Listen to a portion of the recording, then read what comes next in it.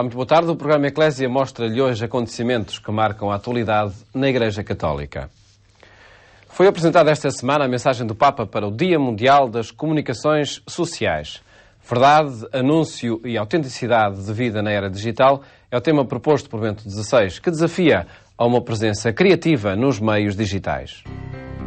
Estar presente na internet e nas redes sociais com criatividade, consciente e responsável, para que se tornem parte integrante da vida humana nos nossos dias. É o convite do Papa Bento XVI, escrito na mensagem para o Dia Mundial das Comunicações Sociais de 2011. O tema escolhido para esta 45ª jornada é Verdade, Anúncio e Autenticidade de Vida na Era Digital. Um tema onde o Papa constata o desenvolvimento de novas ferramentas na internet que está a contribuir para o desenvolvimento de formas novas e mais complexas de consciência intelectual e espiritual de certeza partilhada. O Papa admite que as novas tecnologias permitem que as pessoas se encontrem para além dos confins do espaço e das próprias culturas, inaugurando deste modo todo um novo mundo de potenciais amizades. A mensagem refere, no entanto, ser importante nunca esquecer que o contacto virtual não pode nem deve substituir o contacto humano direto com as pessoas em todos os níveis da nossa vida. Neste sentido, Bento XVI defende que a transmissão do Evangelho nestes espaços virtuais deve ser encarnada no mundo real e dirigida aos rostos concretos dos irmãos e irmãs com quem partilhamos a vida diária. Por isso, permanecem como fundamentais as relações humanas diretas na transmissão da fé, acrescenta. Para Bento XVI, é necessário um estilo cristão de presença também no mundo digital, que se traduz numa forma de comunicação honesta e aberta, responsável e respeitadora do outro. Comunicar o Evangelho através dos novos médias significa não só inserir conteúdos declaradamente religiosos nas plataformas dos diversos meios, mas também testemunhar com coerência no próprio perfil digital e no modo de comunicar escolhas, preferências, juízos que sejam profundamente coerentes com o Evangelho, mesmo quando não se fala explicitamente dele, escreve ainda. O Papa considera que as novas tecnologias estão a mudar não só o modo de comunicar, mas a própria comunicação em si mesma, podendo-se afirmar que estamos perante uma ampla transformação cultural. A mensagem fala mesmo no nascimento de uma nova maneira de aprender a pensar, com oportunidades inéditas de estabelecer relações e de construir comunhão. Bento XVI escreve que as novas tecnologias da comunicação pedem para ser postas ao serviço do bem integral da pessoa e da humanidade inteira. E diz que as redes sociais promovem a interação com outras pessoas na internet, mas com diferenças. Leva a estabelecer novas formas de relação interpessoal, influi sobre a percepção do si próprio e, por conseguinte, coloca inevitavelmente a questão não só da justeza do próprio agir, mas também da autenticidade do próprio ser. O Dia Mundial das Comunicações Sociais foi a única celebração mundial decidida pelo Concílio Vaticano II, sendo celebrado na maioria dos países no domingo que antecede a solenidade de Pentecostes, este ano a 5 de junho. A mensagem para este dia é publicada todos os anos, a 24 de janeiro, por se celebrar a memória litúrgica de São Francisco de Sales, padroeiro dos jornalistas. Abandonar o escândalo das divisões. É este o pedido feito pelo Papa no último domingo, por ocasião da Semana de Oração pela Unidade dos Cristãos. Após a oração do Ângelus, Bento XVI apelou a este compromisso sem medo ou relutância. Nós somos convidados, à luz dos ensinamentos do apóstolo Paulo, a abandonar o escândalo das nossas divisões e a levar a todos a mensagem de Cristo ressuscitado.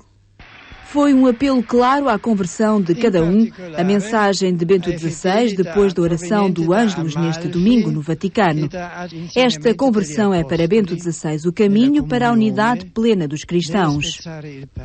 As palavras do Papa, pronunciadas para o público presente na Praça de São Pedro, em Roma, foram proferidas no quadro da Semana de Oração pela Unidade dos Cristãos, que termina amanhã, dia em que os católicos assinalam a festa da conversão do apóstolo São Paulo. Ainda durante a oração do Ângelus, o Papa refletia sobre o tema do oitavário. Eram presentes no ensinamento dos apóstolos, na comunhão, na fração do pão e na oração. resume a vida da primeira comunidade cristã de Jerusalém, tendo sido extraído do livro bíblico dos Atos dos Apóstolos. Uma escolha que o Santo Padre considera significativa. É muito significativo que este tema tenha sido proposto a partir das igrejas e comunidades cristãs de Jerusalém, reunidas no espírito ecuménico. Sabemos quantas provas têm de superar os irmãos e irmãs da Terra Santa e do Médio Oriente. O meu serviço é agora ainda mais precioso e valorizado por um testemunho que, em certos casos, chegou ao sacrifício da vida.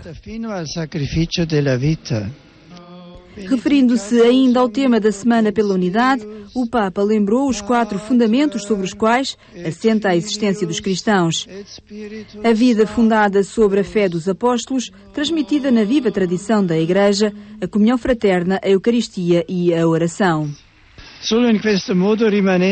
Só desta forma, permanecendo unida a Cristo, a Igreja pode cumprir eficazmente a sua missão, malogrado os limites e falhas dos seus membros, malogrado as divisões.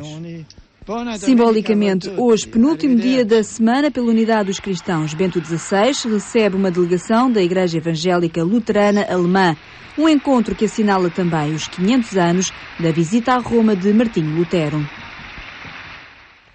Em Portugal, como em muitas partes do mundo, o Oitavário de Oração pela Unidade dos Cristãos oferece uma oportunidade de diálogo e de momentos celebrativos entre cristãos de diferentes igrejas. O programa Eclésia acompanhou a vigília ecuménica que decorreu na Igreja do Campo Grande, em Lisboa. Eu queria dizer que é com muita alegria que recebo na nossa casa, hoje, o pastor Fernando, o padre Benigno, Alexandre Benigno, o pastor Cohen, também a pastora Eva e os nossos queridos padres que, de facto, trabalham connosco todos os dias. Portanto, queria-vos dizer que a nossa comunidade enche-se de alegria por vos acolher hoje. O padre Vítor Feitor Pinto dava assim as boas-vindas a todos os que na Igreja do Campo Grande se juntaram aos jovens de várias comunidades cristãs nesta que foi a Vigília Ecuménica Jovem.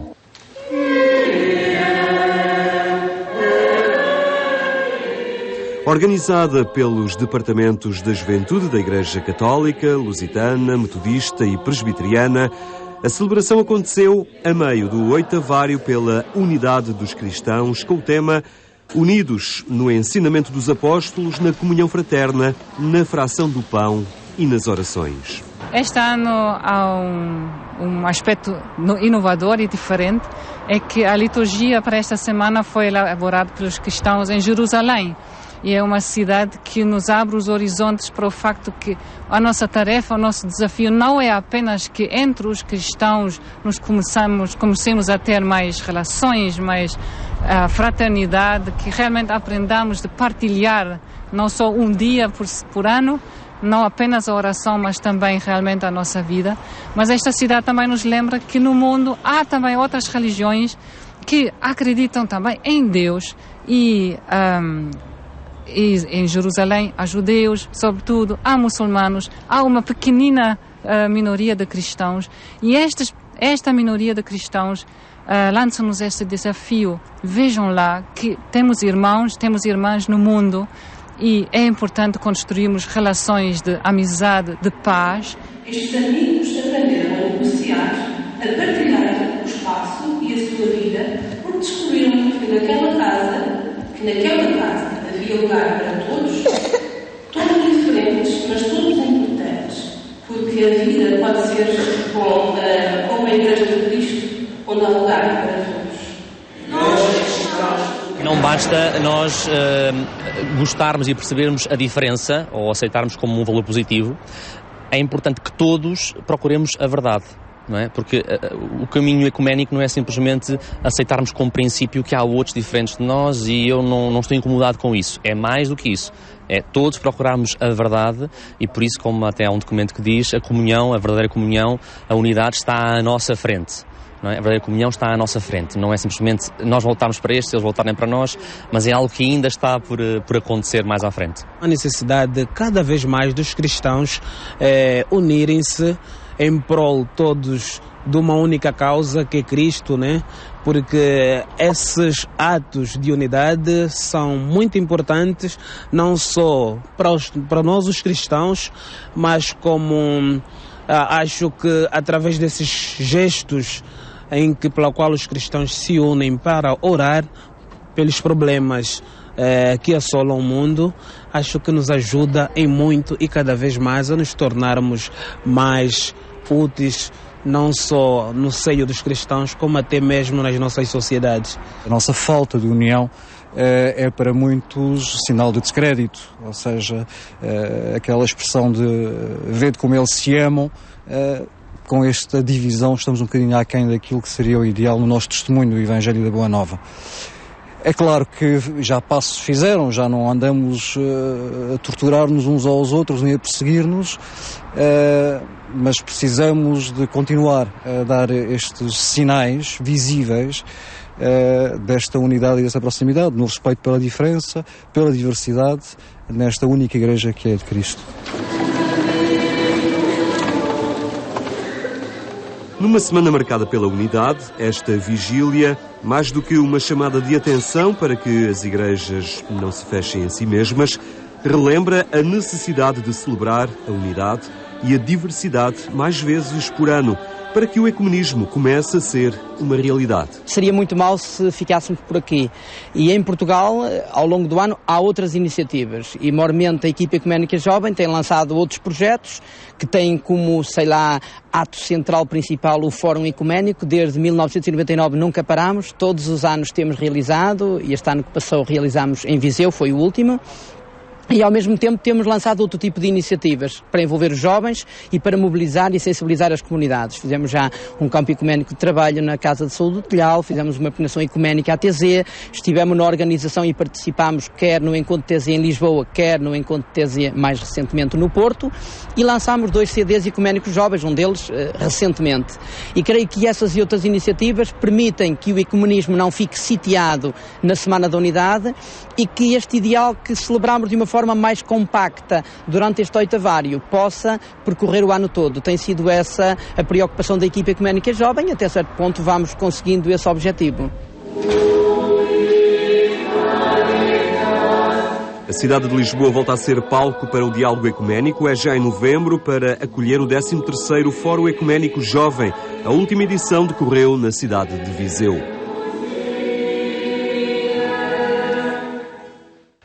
A Igreja Católica quer sublinhar a importância da família e dos valores que naturalmente a constituem. No último Encontro Nacional da Pastoral Familiar, avaliou a possibilidade de criar gabinetes multidisciplinares de aconselhamento nas várias dioceses para apoiar as famílias. Mas o conhecimento de argumentos... Os gabinetes multidisciplinares de aconselhamento que já existem em algumas dioceses do país continuam a ser uma aposta forte por parte da Pastoral da Família numa altura em que se assiste a uma crise de valores. O que se trata é de adequar ao tempo e ao momento presente a forma de chegar às famílias.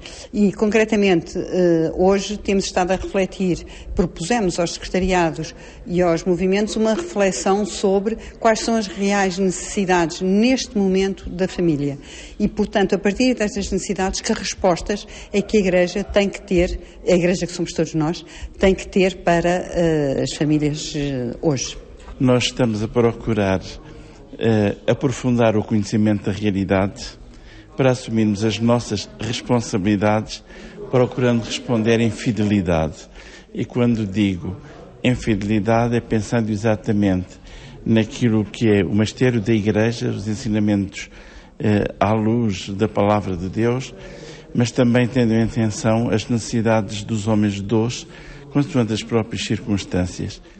Para o presidente da Comissão Episcopal do Laicado e da Família, este momento de crise deve ser uma oportunidade para se criar laços. Temos vindo a trabalhar e queremos trabalhar mais naquele sentido em que o Papa falava de um laicado maduro. É evidente que há muita gente que pode dar hoje a sua experiência, a sua reflexão. Temos que criar também oportunidades e espaços para que essa reflexão se partilhe e propostas surjam. Nós queremos criatividade e apontar para novos caminhos. não é para esquecer a realidade objetiva, mas é para responder também objetivamente às situações que a vida hoje nos coloca. Eu penso que podemos contar com muita gente, desde que também estimulemos a participação a diversos níveis, desde as paróquias, em conselhos paroquiais e noutros grupos, desde movimentos nas suas equipas de base ou nas suas expressões mais amplas, interdiocesanas ou nacionais, como depois em toda a dinâmica dos secretariados diocesanos em relação com o Departamento Nacional. Há uma participação, nós queremos caminhar em participação e com responsabilidade. E graças a Deus estamos a fazer caminho. Neste que foi um encontro nacional que decorreu em Fátima, estiveram presentes os responsáveis dos movimentos nacionais e dos secretariados diocesanos que, para além da abordagem dos desafios, das necessidades e das estratégias para a pastoral familiar, apresentaram ainda os trabalhos que os diferentes grupos realizaram ao longo do passado sábado. A Igreja do Mosteiro de São Vicente de Fora reabriu ao culto após obras de restauro. Foi na celebração do padroeiro principal da Diocese, São Vicente, onde o Patriarca de Lisboa, Dom José Policarpo, desafiou os cristãos a conquistarem o seu espaço na sociedade atual.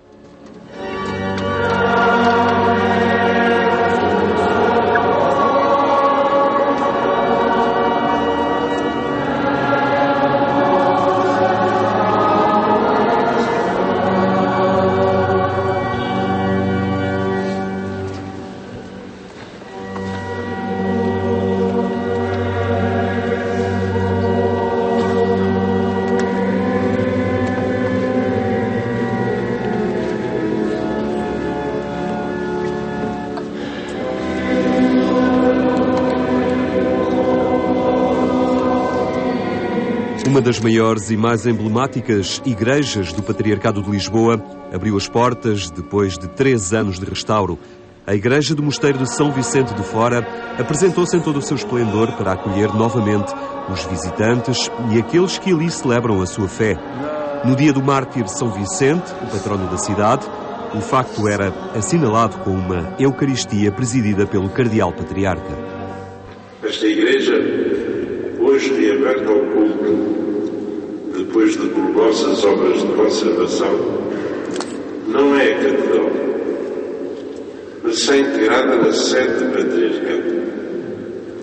São Vicente, um dos oráculos do templo, sente-se aqui bem, e uma sua visita mais frequente seria desejável, o que nunca porá em questão o facto de a sé patriarcal ser a sua casa.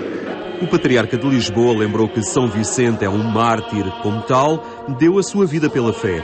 Recordou também o contexto histórico das suas relíquias nesta cidade, que eram um estímulo aos cristãos moçárabes, aqueles que foram fiéis à sua fé mesmo durante os séculos de ocupação muçulmana. Para o Cardeal Patriarca, o seu exemplo deve ser inspirador para os dias de hoje, em que viver o cristianismo é travar um combate com uma cultura secularista que não persegue, mas ataca. Neste combate, os cristãos fragilizam-se quando, em espírito de pseudo-abertura, adotam os critérios da cultura secularista e substituem o testemunho e a mensagem da fé por um discurso que o mundo gosta de ouvir. O aviso de Jesus concretiza-se de outra maneira. Cautela com os homens que procuram reduzir o espaço humano e cultural da fé. Cautela com os cristãos que, para serem ouvidos pelo mundo, não têm coragem para proclamar a mensagem de Cristo. Nesta celebração, e como é hábito, o Presidente da Câmara Municipal de Lisboa entregou flores para as relíquias de São Vicente e reconheceu também a importância deste acontecimento para a vida cultural e turística da cidade de Lisboa. Este património religioso é fundamental para a cidade e esta Igreja de São Vicente, o santo padroeiro da cidade de Lisboa, é uma peça extraordinária que felizmente agora reabriu, restaurado e, portanto, valoriza ainda mais a nossa cidade de Lisboa. Foram muitos os que se quiseram associar a esta abertura ao público da Igreja de São Vicente de Fora. Foi com alegria que 3 anos depois voltaram a entrar no templo, agora recuperado. É uma alegria muito grande, porque realmente há muitos anos que ela estava bastante deteriorada, tinha infiltrações, etc. E, portanto, não era muito fácil vir aqui.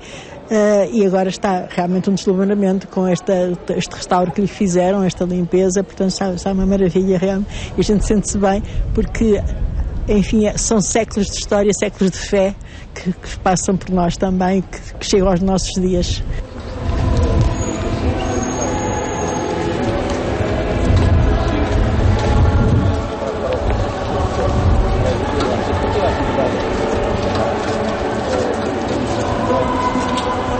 A Igreja de São Vicente de Fora, agora recuperada e a aguardar por todos os que se queiram encontrar com a história ou celebrar a sua fé.